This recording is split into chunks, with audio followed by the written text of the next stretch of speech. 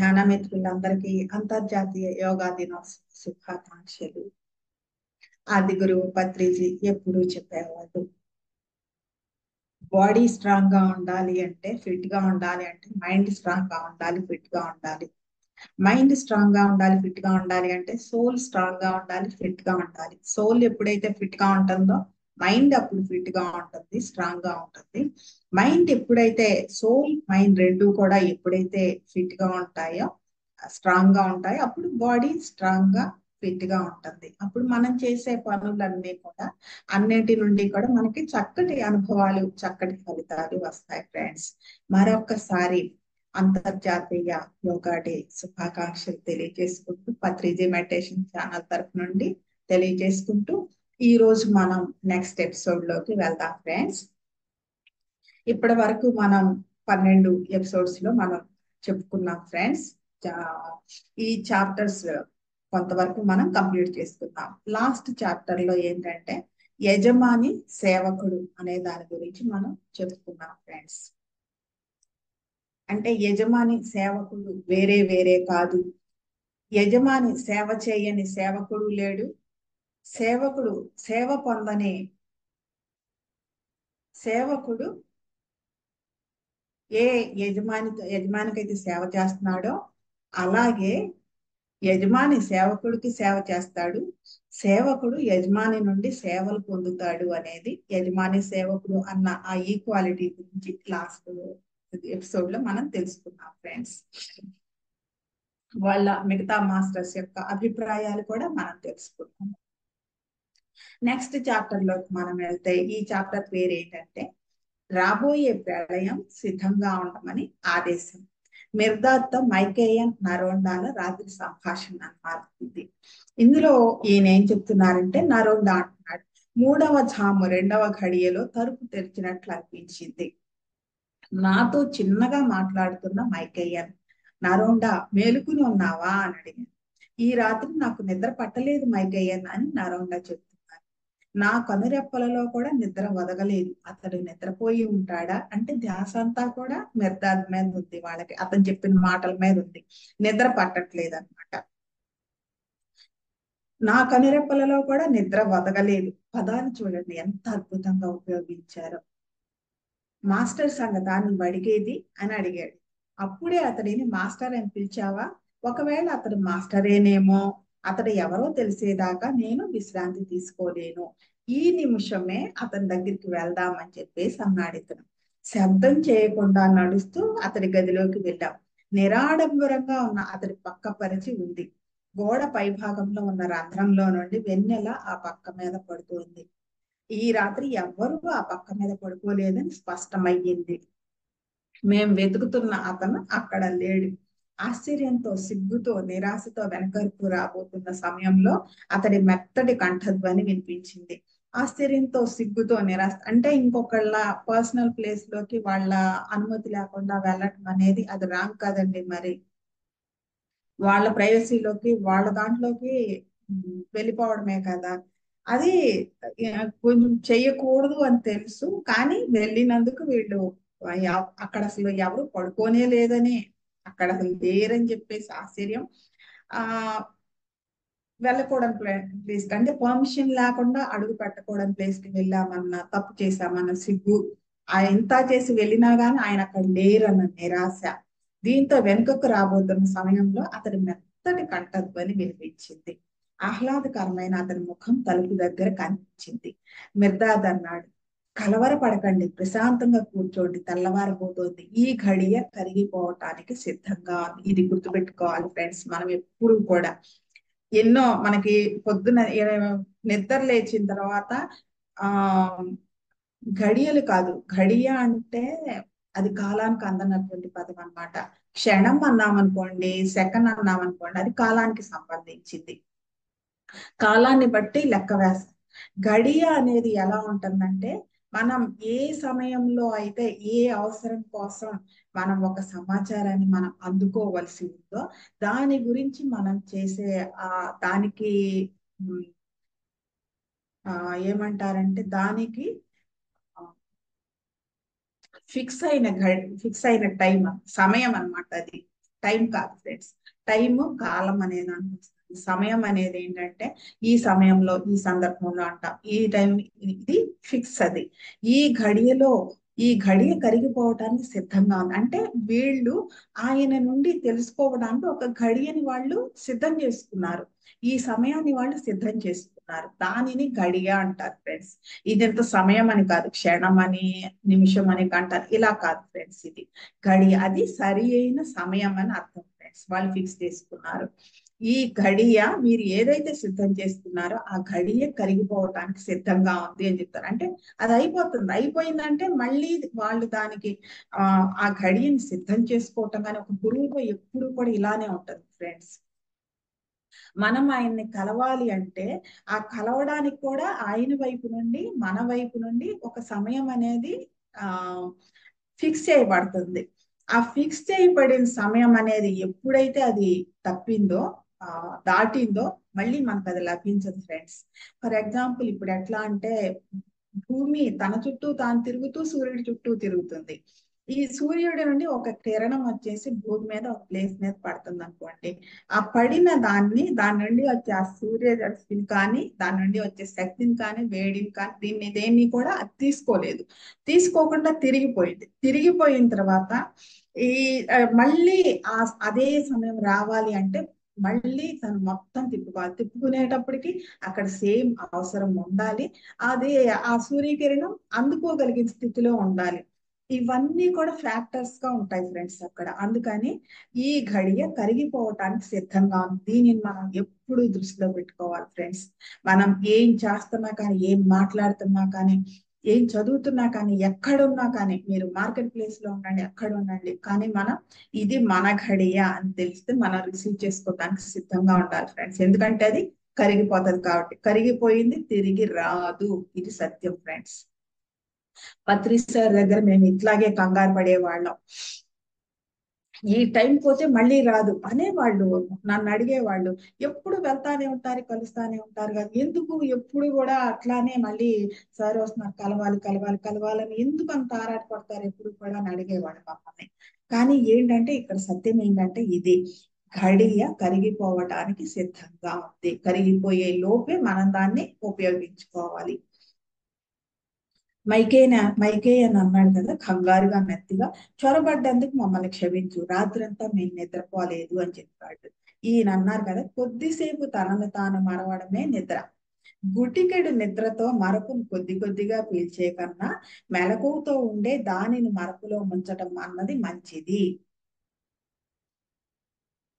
గుటికెడు నిద్రతో అంటే కొంచెం, అంటే గుటక వేసినంత నిద్రతో మరుపును కొద్ది కొద్దిగా పీల్చే కన్నా కొద్దిసేపు తనను తాను మరవటమే నిద్ర.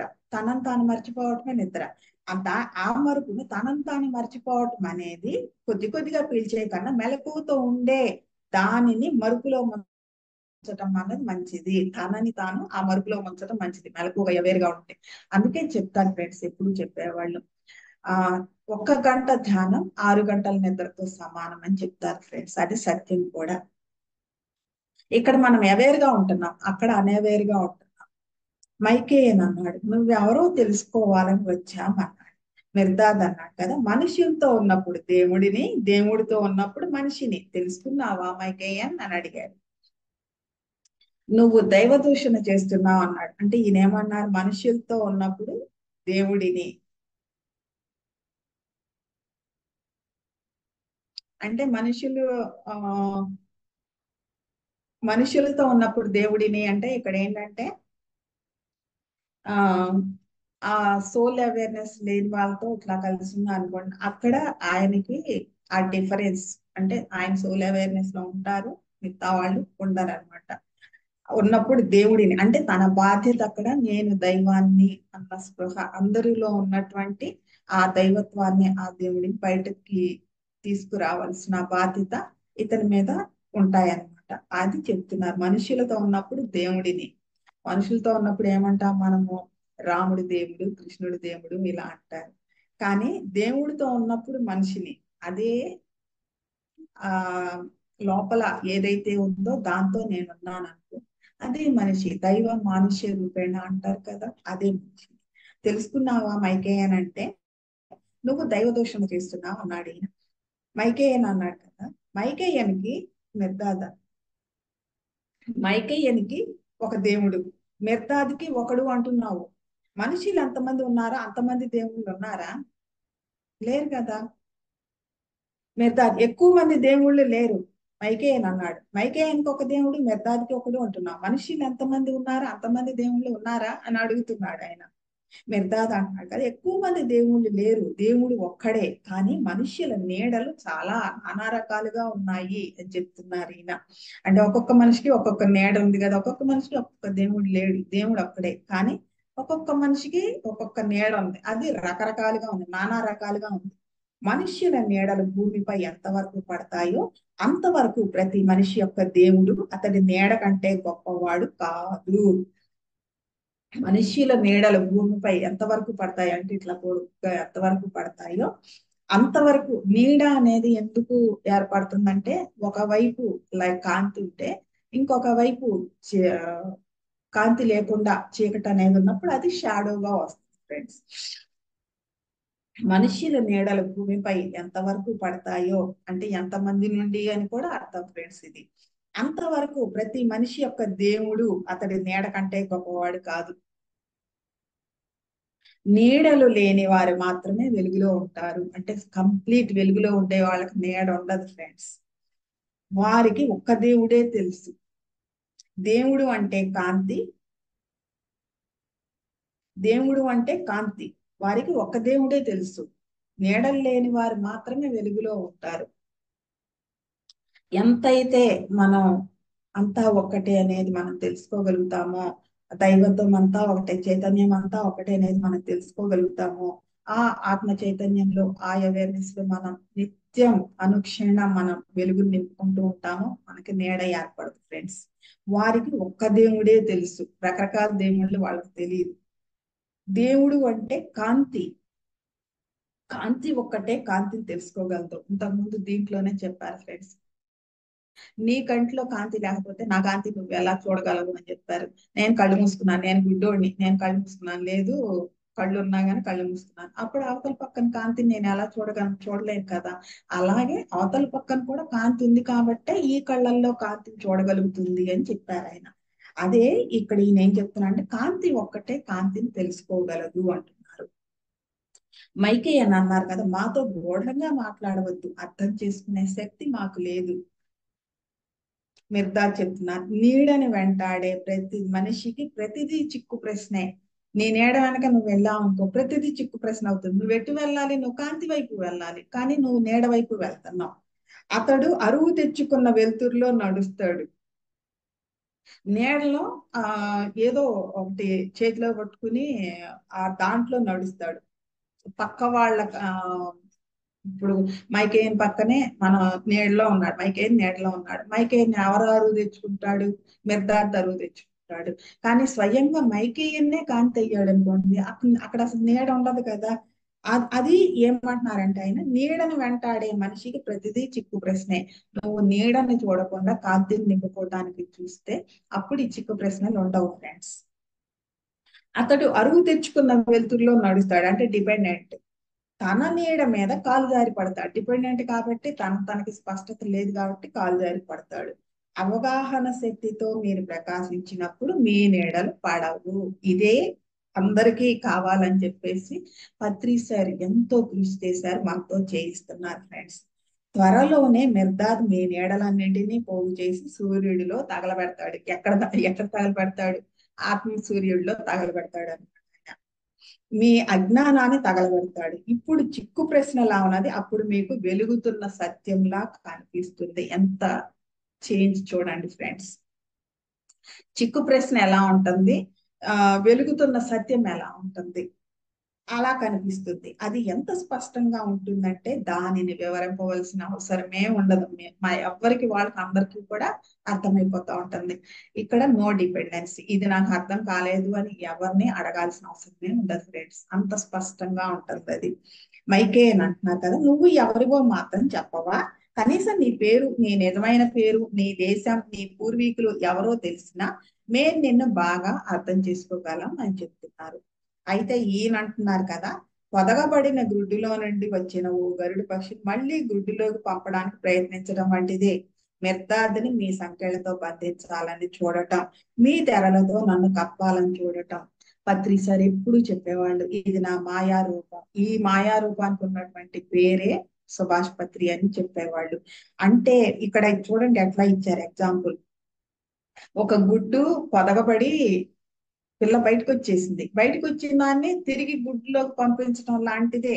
ఇవి ఇవి నేను ఈ శరీరాన్ని, ఆ వీళ్ళు నా వాళ్ళు, ఇది నాది అనేదే ఊహల సంఖ్యలు అని చెప్పేసి ఆ రిచర్డ్ బాగ్ బుక్ లో ఉంటాయి ఫ్రెండ్స్. అవి చాలా బాగుంటుంది. అది అది ఇంకా డాన్ యువాన్ బుక్ లో కూడా ఉంటాయి ఫ్రెండ్స్ అవి దానికి సంబంధించి. మళ్ళీ ఓ గరుడు పక్షిని మళ్ళీ గుడ్డులోకి పంపడానికి ప్రయత్నించడం వంటిదే. మిర్దాదుని మీ సంకెళ్లతో బంధించాలని చూడటం. పత్రిసారి ఎన్నిసార్లు చెప్పినా గానీ మనం ఆయన ఆ రూపంతోనే చూసాము, ఆ పేరుతోనే పిలిచాము. ఆ రూపంలో ఏ మాస్టర్ అయినా కానీ ఆ రూపంలో వచ్చి చెప్తేనే మనం రిసీవ్ చేసుకున్నాం ఫ్రెండ్స్, వేరేగా తీసుకోలేదు. అంతగా మనం ఆ రూపానికి పేరుకి మనం అటాచ్ అయిపోయాము. అంటే ఆయన శక్తిని, ఆయన్ని ఆ పేరులోను రూపంలోను మనమే బంధించేసాం అనమాట. ఈయన చెప్తున్నారు గరుడ పక్షి మళ్ళీ గుడ్లోకి పంపటం లాంటిదని చెప్తున్నారు. మీ తెరలతో నన్ను కప్పాలని చూడటం. మీరు ఏదైతే తెరలు కప్పుకున్నారో, అంటే ఆ రూపనామాల్లో ఏదైతే ఏ తెరనైతే కప్పుకున్నారో దాంట్లో నన్ను కూడా కప్పాలని చూడటం ఇటువంటిది అని చెప్తున్నారు. లేని మనిషికి ఏ పేరు పెడతారు మీరు? అసలు మనిషే లేడు అక్కడ. లేనప్పుడు ఏ పేరు పెడతారు మీరు? విశ్వమంతా తనలోనే ఇముడ్చుకున్న మనిషిని ఏ దేశం ఇముడ్చుకోగలదు? ఇక్కడ విశ్వమంతా తనలోనే ఇముడ్చుకున్న మనిషిని అంటే మన లోపలే అనంత విశ్వం ఉందనేది మనకి ఎందరో చెప్తున్నారు ఫ్రెండ్స్. కొంతమంది ధ్యానం ద్వారా ఎక్స్పీరియన్స్ చేశారు, నేను ఎక్స్పీరియన్స్ చేశాను దాన్ని. అప్పుడు ఏ దేశానికి చెందిన వాడని, ఏ దేశం ఇముడ్చుకోగలదు? అనంత విశ్వం అంతా లోపల ఉంది. మరి ఆ విశ్వమంతా తనలోనే ఇముడ్చుకున్న మనిషిని ఏ దేశం ఇముడ్చుకోగలడు అనేసి ఈయన అడుగుతున్నారు. ఇక్కడ నేను ఒక ఎక్స్పీరియన్స్ చెప్తాను ఫ్రెండ్స్. పత్రి సార్ ఒకళ్ళ ఇంటికి వెళ్ళారు, తెలిసిన వాళ్ళ ఇంటికి. వాళ్ళ ఆ ఇంట్లో వాళ్ళు ఆయన ఏం అడిగారంటే, సార్ మీరు ఎక్కడుంటారు అని అంటే ఆయన చెప్పారు రోడ్ల మీద అని చెప్పారు. ఆయన ఒక్కసారి ఉలిక్కిపడి ఆయన సార్ అని అంటే రోడ్ల మీద ఉంటానని చెప్పారు. దాని తర్వాత కాసేపు ఆయనకి ఇంకా కన్ఫ్యూజన్ తీరలేదు. అప్పుడు ఆయన అడిగారు కదా, సార్ మీదే ఊరు అని అంటే వైకుంఠం అని చెప్పారు. ఆయనకి ఇంకా సార్ అక్కడి నుండి వచ్చే వరకు కూడా మీకు అందరికి అర్థమైపోయే ఉంటుంది, ఆయనకి నోట్లో నుండి మాట రాలేదు. పక్కనే ఉంటారు కదా వాళ్ళు వచ్చిన తర్వాత అడిగారు, సార్ ఇట్లా చెప్పారు మీరు ఎక్కడ ఉంటారంటే రోడ్ల మీద అన్నారు. అది మాకు తెలుసు, మీరు అందరి మీ ఇంట్లో తప్ప అందరి ఇళ్లలోనూ ఉంటారు, తిరుగుతూ ఉంటారు అనేసి మనం అనుకున్నాం అనుకోండి. తర్వాత మీరు ఎక్కడ మీది ఏ ఊరు అంటే వైకుంఠం అని చెప్పారు. దానికి అర్థం ఏంటి సార్ అంటే, వైకుంఠం అంటే కుంఠితం కానిది, అంటే ఈ దేనితోనూ బంధించబడనిది అనేది అర్థం అని అప్పుడు చెప్పారు ఫ్రెండ్స్ ఆయన. అరచేతిలో వైకుంఠం అంటారు, అంటే మనం చేసే దాంట్లోనే ఏదైనా సరే ఉంది అని చెప్పేసి చెప్తా ఉంటారు ఫ్రెండ్స్. సారీ. దైవం ఒక్కడే పూర్వీకుడిగా ఉన్న మనిషి ఏ పూర్వీకులని తన వాడంటాడు? నన్ను నువ్వు తెలుసుకోవాలంటే మైకేయన్ ముందు నిన్ను నువ్వు తెలుసుకో అనేసి చెప్తున్నారు. అంటే ఆ ఆ లోపలే అంతా నిర్ధాతు లోపల అనంత విశ్వం ఎలా అయితే ఉందో మైకేయన్ లోపల కూడా అనంత విశ్వం అలానే ఉంది. నా లోపల ఉంది, మీ లోపల ఉంది. నన్ను నువ్వు తెలుసుకోవాలంటే మైకేయన్ ముందు నిన్ను నువ్వు తెలుసుకో. మైకేయన్ అన్నాడు కదా, మనిషి వేషంలో ఉన్న మాయవేమో నువ్వు అన్నాడు చెప్తున్నారు. ఈయన అన్నారు కదా, ఒక రోజు నిర్ధాత్ మాయ అని ప్రజలు అంటారు. ఈ మాయ ఎంత సత్యమో ఎంత నిజమో ఇప్పుడే మీరు తెలుసుకుంటారు. ఏ రకమైన మనిషి వాస్తవికత కన్నా ముందే ఇదే వాస్తవం అన్నది వెంటనే మీరు తెలుసుకుంటారు. ఒక రోజు మిర్దాద్ మాయ అని ప్రజలు అంటారు, అది సహజం. ఈ మాయ ఎంత సత్యమో ఎంత నిజమో ఇప్పుడే మీరు తెలుసుకుంటారు. ఎందుకంటే మీరు తెలుసుకోవాలని వచ్చారు కాబట్టి తెలుసుకుంటారు. ఏ రకమైన మనిషి వాస్తవికత కన్నా ముందే ఇదే వాస్తవం అన్నది వెంటనే మీరు తెలుసుకుంటారు. అనేది వాస్తవికత కన్నా ముందే ఆ మనిషి వాస్తవికత కన్నా ఏ రకమైన మనిషి అయినా కావచ్చు, అతని వాస్తవికత అతని ఆ వాస్తవిక పరిస్థితి ఏంటి, స్థితి, ఆత్మస్థితి ఏ స్థితిలో ఉంది, ఇవన్నీ కూడా ఇదే, దానికన్నా ముందే ఇదే వాస్తవం అన్నది వెంటనే మీరు తెలుసుకుంటారు అని చెప్తున్నారు ఈయన. ప్రపంచానికి ఇప్పుడు మిర్దాద్ అంటే శ్రద్ధ లేదు, కానీ ప్రపంచం అంటే మిర్దాద్కి ఎప్పుడూ శ్రద్ధే. ఇది పత్రిసారి విషయంలో నేను ఎప్పుడు చెప్తాను ఫ్రెండ్స్, ఎవరు నెగ్లెక్ట్ చేసినా కానీ పత్రిసారి ఎవరిని నెగ్లెక్ట్ చెయ్యరు. త్వరలోనే మిర్దాద్ పట్ల ప్రపంచం శ్రద్ధ వహిస్తుంది. ఇది సార్ కూడా చెప్పేవాళ్ళు ఫ్రెండ్స్, త్వరలోనే ధ్యానం మరి ఆత్మజ్ఞానాన్ని ప్రపంచం నెత్తిన పెట్టుకుంటుందని చెప్పేవాళ్ళు. మైకేయన్ అన్నా, నువ్వు ఒకవేళ ఓడలో దొంగతనంగా వచ్చిన వాడవా అని అడిగాడు. వీళ్ళ డౌట్స్ అన్ని కూడా క్లియర్ అవ్వట్లేదు, అన్ని అడుగుతున్నారు వన్ బై వన్. దానికి వాళ్ళు అడిగే క్వశ్చన్స్ ఏంటి, ఈయన ఇచ్చే ఆన్సర్స్ ఏంటి చూడండి ఫ్రెండ్స్. ఈయన చెప్తున్నారు కదా, మాయ అనే ప్రళయాన్ని ఎదుర్కొనే ప్రతి నావలోనూ నేను దొంగతనంగా ప్రయాణం చేశాను. మాయ ఒక ప్రళయం, ఆ ప్రళయాన్ని ఎదుర్కొనే ప్రతి నావలోనూ నేను దొంగతనంగా ప్రయాణం చేస్తాను. కెప్టెన్ వాడంగి సహాయానికి పిలిచినప్పుడల్లా చుక్కానిని తీసుకుంటాను. ఎలా వెళ్తే దాని నుండి మనం సవ్యంగా బయటికి రాగలం, ఆ ప్రళయం నుండి బయటపడగలం, అందరినీ పడవేయగలం అనేది దానికోసం సహాయానికి పిలిచినప్పుడల్లా చుక్కానిని నేను తీసుకుంటాను అనేసి చెప్తున్నాడు. మీ హృదయాలు చాలా రోజుల క్రితమే నన్ను ఎలుగెత్తి పిలిచాయి, అది మీకు తెలియదు అని చెప్పారు. అంటే మీరు నన్ను ఎప్పటి నుండినో పిలిచారు. నేను ధ్యానంలోకి రాకముందు ఫ్రెండ్స్ ఒక నెల రోజుల పాటు చిన్నప్పటి నుండి వెతుక్కునేదాన్ని, నాకు దారి ఎవరు చూపిస్తారని. కానీ ధ్యానంలోకి రాక ముందు నెల మాత్రం, నేను మార్చిలో వచ్చానంటే ఫిబ్రవరి నెల మాఘమాసం మొత్తం కూడా నేను సూర్యుడికి నీళ్లు వదిలి రోజు ఒక్కటే అడిగేదాన్ని ఫ్రెండ్స్, నాకు దారి చూపించండి, నేనేం చెయ్యాలో చెప్పండి, నాకు సరి అయిన దారి చూపించండి అనేసి నేను అడిగేదాన్ని. నేను ఎందుకున్నానో ఈ భూమి మీద నాకు తెలియ చెప్పండి అనేసి నేను రోజు వేడుకునేదాన్ని ఫ్రెండ్స్. ఆ పిలుపుల ఫలితమేనేమో ఆది గురువు పత్రిసి నా జీవితంలోకి రావడం జరిగింది. దానికి ఎంతో కృతజ్ఞతలు ఆది గురువుకి, ఎందుకంటే ఆయనే రాకపోతే నేను ఆయన అందుకోలేకపోయేదాన్ని. అది మీ గొంతులు, మీ హృదయాలు చాలా రోజుల క్రితమే నన్ను ఎలుగెత్తి పిలిచాయి, మామూలుగా కాదు ఫ్రెండ్స్. అంత తపన ఉంటుంది మనలో. ఆ తపనే మనకి లేకపోతే, మన నుండి పిలుపు అందకపోతే ఎవరైనా సరే రాలేరు ఫ్రెండ్స్, ఇది సత్యం.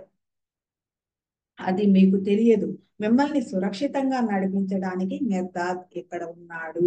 కనీ విని ఎరుగని మహాప్రళయాన్ని నుండి ప్రపంచాన్ని సురక్షితంగా మీరు నడపాలి. ఇది ఫ్రెండ్స్, మిమ్మల్ని సురక్షితంగా నడపడానికి, అంటే మీ మీదకి ఎటువంటి అటాక్స్ కానీ ఏది కానీ రాకుండా మీరు సరైన మార్గంలో సురక్షితంగా నడపడానికి మీకు నేనున్నా, మిర్దాద్ ఉన్నాడు. కనీ విని ఎరుగని మహాప్రళయాల నుండి ప్రపంచాన్ని సురక్షితంగా మీరు నడపాలి. మీకు నేనున్నాను, ప్రపంచానికి మీకు నేను ఎలా ఉన్నానో ప్రపంచానికి మీరు అలా ఉండాలి అని చెప్పేసి ఏం చెప్తున్నారు. మైకేయన్ అంటున్నారు, మరొక ప్రళయమా అంటే మిర్దాద్ అన్నారు, భూమిని తుడిచివేయడానికి కాదు ప్రళయం, భూమిలోని స్వర్గాన్ని వెలికి తీయడానికి, మనుష్యులను తుడిచివేయడానికి కాదు, మనిషిలో ఉన్న దేవుడిని వెలికి తీయడానికి వచ్చే ప్రళయాల్లో వాళ్ళని సురక్షితంగా ఒడ్డుకి చేర్చడం కోసం, ఒక తీరానికి చేర్చడం కోసం మీరు ప్రపంచాన్ని సురక్షితంగా మీరు నడపాలి అని చెప్తున్నారు ఈయన. భూమిలోని స్వర్గాన్ని వెలికి తీయడానికి, మనిషిలో ఉన్న దేవుడిని వెలికి తీయటానికి ప్రళయం వస్తుంది. దానికి అంటే ఒక్క దాని వెనక కారణం ఇలా ఉంటుంది ఫ్రెండ్స్. మైకేయన్ అన్నాడు, కొద్ది రోజుల క్రితమే ఇంద్రధనుస్సు ఆకాశంలో కనిపించింది. మరొక ప్రళయాన్ని గురించి ఎలా మాట్లాడతావు అంటే, ఇంద్రధనుస్సు అనేది ఎలా, దేనికి సంకేతం అంటే శుభ సూచకంగా తీసుకుంటారన్నమాట. ఆ శుభ సూచకంగా అది కనిపించింది కదా, మరొక ప్రళయం గురించి నువ్వు ఎలా మాట్లాడతావు అని అడుగుతున్నారు ఆయన. ఈయన చెప్తున్నారు, విజృంభిస్తున్న ఈ ప్రళయం నోవా ప్రళయం కన్నా ఎక్కువ నాశనం చేస్తుంది అని చెప్తున్నారు. అంటే నోవా ప్రళయం అంటే నోవా వచ్చిన తర్వాత అదంతా అయిపోయిన తర్వాత ఒక ప్రళయం ఎట్లా వచ్చి అప్పటి వరకు వాళ్ళు సమకూర్చిందంతా కూడా ఎలా పోయింది, కొట్టుకుపోయింది, దానికన్నా ఎక్కువ నాశనం చేస్తుంది. అంటే నోవా ప్రళయం అనేది ఏ రకంగా అయితే అన్నసరి వాటిని తీసేసి అవసరమైన దాన్ని మాత్రమే ఉంచిందో దానికన్నా ఎక్కువగా ఇది దాన్ని నాశనం చేసి అసలైన దాన్ని బయటికి తీసుకొస్తుందని చెప్తున్నారు. నీటిలో ఉన్న భూమి వసంత ఋతువు వాగ్దానాలతో నిండి ఉంటుంది. మరుగుతున్న తన రక్తంలో ఉడికిపోతున్న భూమి అలా కాదు. చూడండి ఫ్రెండ్స్, మనం స్టేబుల్డ్ గా ఉన్నాం అనుకోండి, ప్రశాంతంగా మనకు అన్ని కావాల్సినవన్నీ దొరుకుతున్నాయి అనుకోండి, అప్పుడు మన మైండ్ ఎలా ఉంటుంది? మనకేమీ దొరకట్లేదు, రకరకాల కోరికలతో ఉన్నాము. అంటే ఒకదాని వెంట 100, ఒకదాని వెంట 1000, 100 వెనక 1000 ఇలా కోరికలతో ఉన్నాము. అప్పుడు వాళ్ళ కోసం వీళ్ళ కోసం ప్రపంచం వైపు చూస్తున్నాం, జరుగుతున్న వాటి తప్పు ఒప్పు జడ్జి చేస్తున్నాం. అప్పుడు మనకేమవుతుంది? మన శరీరంలో రక్తం మరుగుతూ ఉంటుంది ఫ్రెండ్స్. ఇక్కడ ఒకటి ఏర్పేడి మలయాళ స్వామి ఎప్పుడు ఏం చెప్పేవాడంటే, మీరు ఆహారం తీసుకునేటప్పుడు టీవీ చూడొద్దని చెప్పేవాడు. ఎందుకని అంటే టీవీ చూస్తుంటే టీవీలో కొట్టుకుంటా ఉంటారు, సినిమాల్లో కూడా ఫైట్లు చేసుకుంటారు, అని అరుచుకుంటా చేసుకుంటా ఉంటారు కదా. ఆ ఆవేశం ఏదైతే ఉందో ఈ తింటే వచ్చే పట్టే రక్తంలో కూడా అది వెళ్ళిపోతుందంట ఫ్రెండ్స్. అందుకని మీరు భోజనం చేసేటప్పుడు మీరు అసలు టీవీ చూడొద్దని చెప్పేవాళ్ళు ఆయన. అటువంటి వార్తలు వినొద్దు, మాట్లాడొద్దు, ప్రశాంతంగా సపరేట్ ప్లేస్ లో కూర్చోండి, భోజనం చేయండి, ప్రశాంతంగా భోజనం చేయండి అని చెప్పేవాళ్ళు. ఆహారాన్ని ఆయన ఆ సరిగ్గా ప్రకృతి ఎంత చక్కగా ఇస్తుందో అంత చక్కగా అంత అద్భుతంగా దాన్ని మీరు స్వీకరించమని చెప్పేవాళ్ళు ఆయన. పత్రి సార్ అలానే తీసుకుంటారు ఫ్రెండ్స్. అలాగే మనం కూడా తీసుకోవాలన్నమాట. ఇప్పుడు ఎందుకని అది వస్తుందంటే, మనం తీసుకుంటున్నటువంటి రిసీవ్ చేసుకుంటున్నటువంటి ప్రతిదీ కూడా అటువంటి విషయమే కాబట్టి మన రక్తం కూడా మరుగుతుంది వాటితో పాటు. నీటిలో ఉన్న భూమి వసంత ఋతువు వాగ్దానాలతో ఉంటుంది. అంటే చిగురిస్తూ ఉంటాయి అన్నమాట. ఆశలు చిగురించినాయి అంటారు, చిగురిస్తూ ఉంటాయి అన్నమాట. ప్రతి ఎప్పుడు కూడా చిగురించే కాలంలో ఉంటుంది అది. మరుగుతున్న తన రక్తంలో ఉడికిపోతున్న భూమి అలా కాదు. అది అక్కడ చిగురించడం అనేది ఉండదు ఫ్రెండ్స్. ఏది కూడా న్యూ క్రియేషన్ అనేది, నూతన సృష్టి అనేది అక్కడ ఉండదు ఫ్రెండ్స్. మైకేయ్ అని అంటున్నాడు, యుగాంతం కోసం మేము ఎదురు చూడాలా, నావలో దొంగతనంగా పయనించి వచ్చిన వాడి రాక యుగాంతానికి గుర్తు అని చెప్పారు. అంటే కొన్నిటి మనం ఎలా తీసుకుంటామో చూడండి. ఆ ఎలా అంటే కొన్ని నమ్మకాల కింద, ఒకళ్ళు ఎదురొస్తే మంచి అవుతుంది, శకునాలు, ఇట్లా వీటి కింద అనమాట. నావలో దొంగతనంగా పయనించి వచ్చిన వాడి రాక యుగాంతానికి గుర్తు అని చెప్తారు అని ఈయన అన్నాడు. భూమి గురించి మీరు భయపడవద్దు, ఆమె ఇంకా యవ్వనంలో ఉంది, ఆమె ఎద పొంగుతోంది, మీరు లెక్కింపలేనన్ని తరాలకు ఆమె పాలిస్తుంది, కాబట్టి మీరు భూమి గురించి భయపడొద్దు అని చెప్తున్నారు ఈయన. భూమికి యజమాని అయిన మనిషిని గురించి భయపడకండి, అతడు నాశనం కానివాడు, అతడు అవినాశి అని చెప్పాడనమాట. భూమి గురించి మీరు భయపడొద్దు, అది ఇంకా యవ్వనంలో ఉంది, ఆమె పాలిస్తుంది, మీరు లెక్కింపలేనన్ని తరాల వరకు ఆమె పాలివ్వగలదు. భూమికి యజమాని అయిన మనిషిని గురించి భయపడకండి, అతడు నాశనం కానివాడు, మనిషి తుడిచివేయబడడు, అతడు అక్షయమైన వాడు, మనిషిగా కొలిమిలోకి వెళ్ళి దేవుడిగా బయటకు వస్తాడు. ఎప్పుడు కూడా ఎవరైనా పెద్దవాళ్ళు ఏం చెప్తారంటే, ఇన్ని కష్టాలు ఉన్నాయి, అన్ని కష్టాలు ఉంటే, కష్టాలు నిన్ను పదులు పెడతాయి నాయన, నిన్ను షైన్ చేస్తాయి, నిన్ను తప్పేదో ఒప్పేదో తెలుసుకునేలాగా చేస్తాయి, ఏం చేయొచ్చు ఏం చేయకూడదు నువ్వే తెలుసుకునేలాగా చేస్తాయి అని చెప్పేసి వాళ్ళు సర్ది చెప్పేవాళ్ళు. ఎందుకనంటే వాళ్ళు ఎక్కువ డీలా పడకుండా సర్ది చెప్పేవాళ్ళు. నువ్వు దాన్ని ఆ ఛాలెంజ్ ని ఫేస్ చెయ్యి అన్నట్లుగాని పంపించేవాళ్ళు అనమాట. ఇప్పుడు అలా చెప్పే పెద్దవాళ్ళు లేరు, అలా వెళ్ళటానికి సిద్ధమయ్యే పిల్లలు లేరు ఫ్రెండ్స్. అదే మన దౌర్భాగ్యం. మనిషిగా కొలిమిలోకి వెళ్ళి దేవుడిగా బయటికి వస్తాడు అని చెప్పాడు. స్థిరంగా ఉండండి, సిద్ధంగా ఉండండి, మీ కళ్ళను, మీ చెవులను, మీ నాలుకను పస్తు ఉంచితే మీ హృదయాలకి పవిత్రమైన ఆకలి అంటే ఏమిటో తెలుస్తుంది. మీ కళ్ళను అంటే కళ్ళు చూడొద్దు, కళ్ళు మూసేయండి.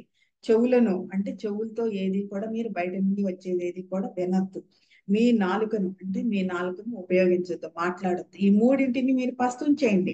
వీటికి ఫుడ్ ఇవ్వద్దు, అన్నెసరీ ఇవ్వటం ద్వారా, చూడటం ద్వారా, విని చూసినవి మాట్లాడటం ద్వారా వీటికి ఇవ్వద్దు, ఫుడ్ ఇవ్వద్దు. మీరు వీటిని పస్తుంచండి. ఉంచితే మీ హృదయాలకి పవిత్రమైన ఆకలి అంటే ఏంటో తెలుస్తుంది. ఈ మూడు ఇచ్చినంతసేపు అపవిత్రమైన ఆకలే తెలుస్తుంది ఫ్రెండ్స్. అప్పుడు మనకి తృప్తి ఎక్కడి నుండి వస్తుంది? ఆవేశం, అసంతృప్తే కదా వస్తుంది.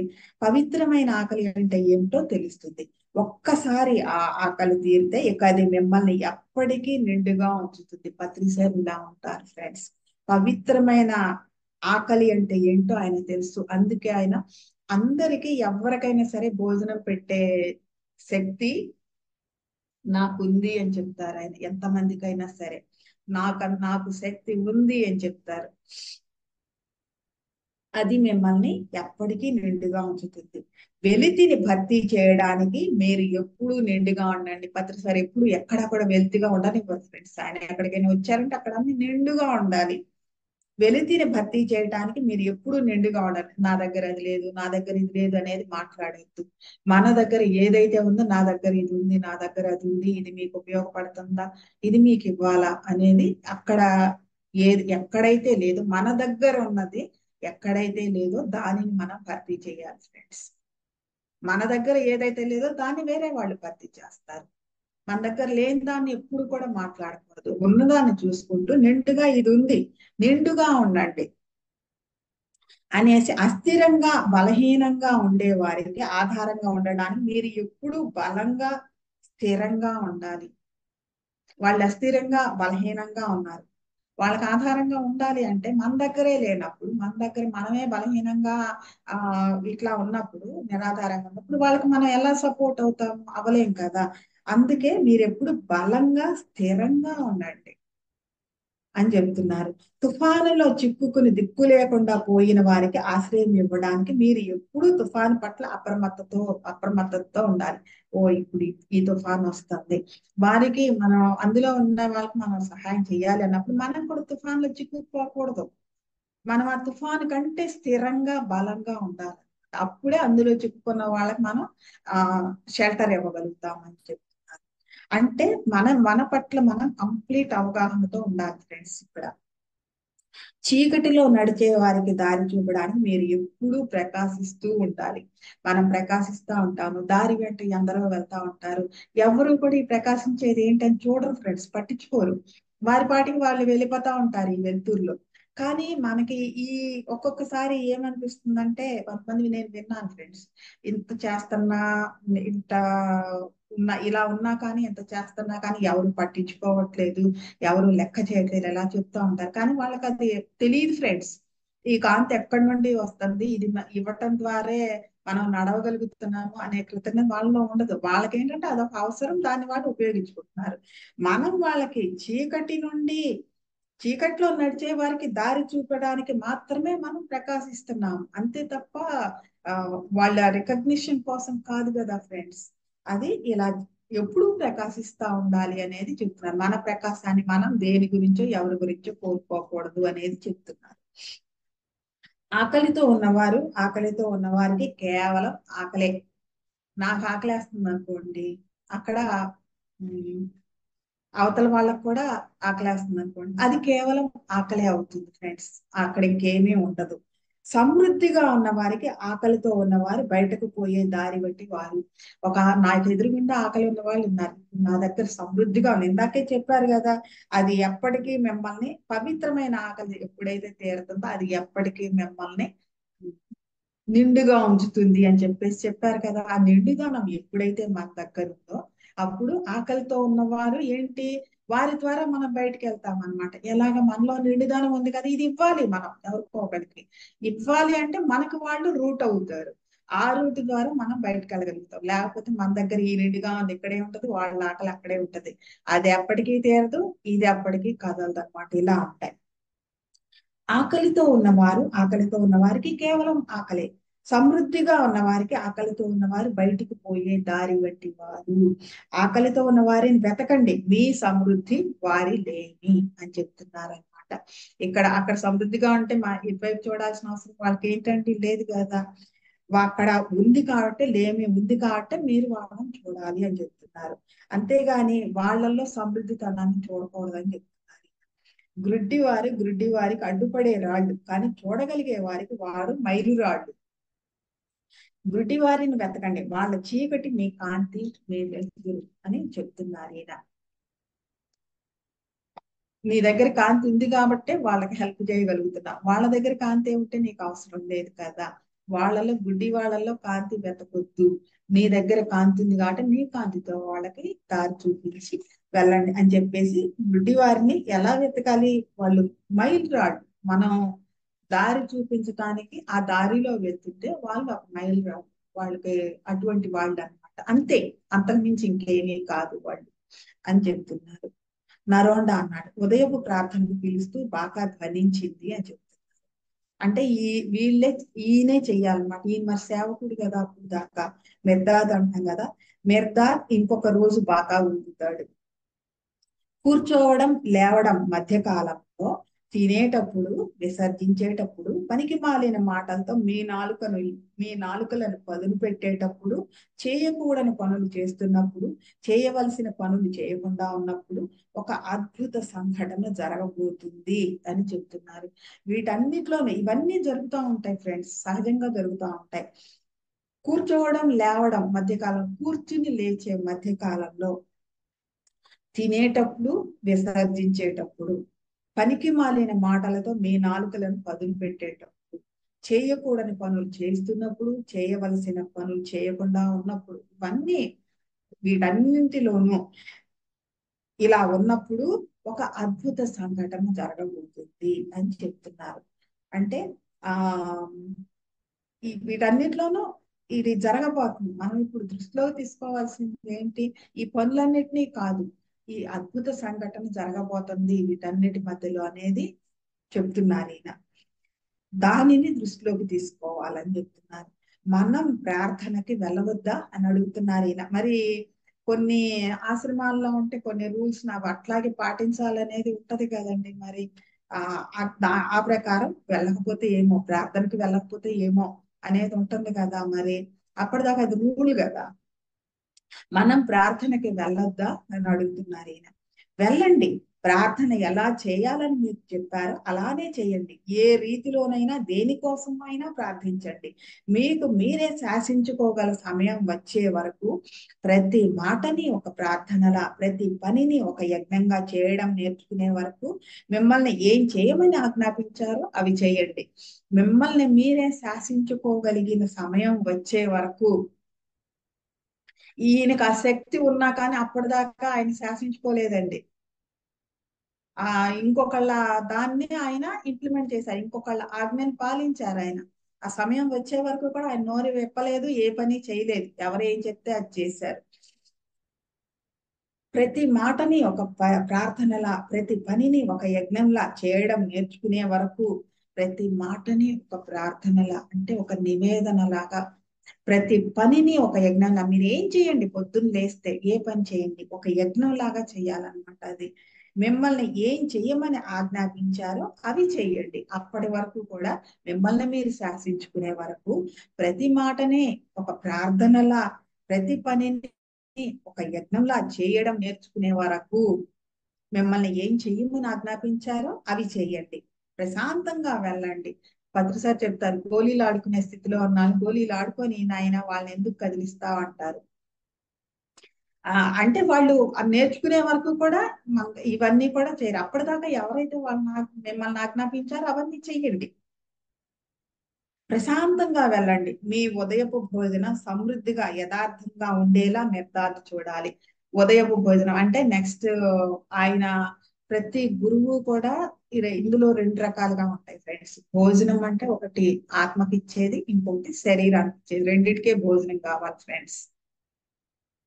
మిగతా వాటి విధానాలు వేరు. ఈ రెండింటి ద్వారానే శరీరానికి ఇచ్చే భోజనం, ఆత్మకి ఇచ్చే భోజనం, ఈ రెండింటి ద్వారానే ఇలా చూపించారు. ఈ ఈ రెండింటి ద్వారానే ఆ ఎదుగుదల అనేది, ప్రతి ఒక్క ఆత్మ ఎదుగుదల అనేది ఉంటది ఫ్రెండ్స్. ఒక సద్గురువు యొక్క నిర్గుణాహారం నుండి ఏదైతే, ఏ శక్తి అయితే లభిస్తుందో, ఏ శక్తిని అయితే ఈ శరీరంలో అణువణువున నింపుకుంటామో, ఆ శక్తి మనల్ని అవసర సమయంలో ఎప్పుడు కూడా ప్రేరేపిస్తా ఉంటది ఫ్రెండ్స్. ఏది సరైన దారి, ఏది సరికాని దారి, ఏది సరి అయిన పని, ఏది సరికాని పని, ఇవన్నీ కూడా ఆ వైపు మనల్ని ఇన్స్టింక్ట్ చేస్తా ఉంటది, సూచిస్తా ఉంటది ఫ్రెండ్స్, అలర్ట్ చేస్తా ఉంటది అది. మరి ఆత్మకి వాళ్ళు ఆయన అందించే ఆహారం ఆత్మ జ్ఞానం.